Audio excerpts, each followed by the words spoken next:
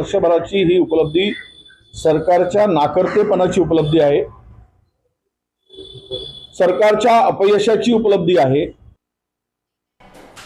दरम्यान या सगळ्या संदर्भात दानवे नेमकं काय म्हणतात पाहूयात।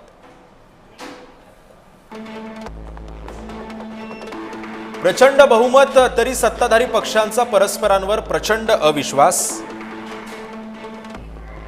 पार्थ पवार, मंत्री संजय शिरसाट सारख्या घपलेबाजांना राजाश्रय। लोकांची यथेच्छ धुलाई करणाऱ्या आमदारांना अभय। आसमानी सुलतानी संकटात शेतकरी वाऱ्यावर। एकमेकांचे पक्ष फोडण्याची सुसाट शर्यत। अजून बरंच आहे असं म्हणत अंबादास दानवेंनी टीका केली आहे। घपले करण्यास घाबरणार नाही, महाराष्ट्र आता थांबणार नाही, अशा शब्दामध्ये त्यांनी सरकारच्या वर्षपूर्तीवर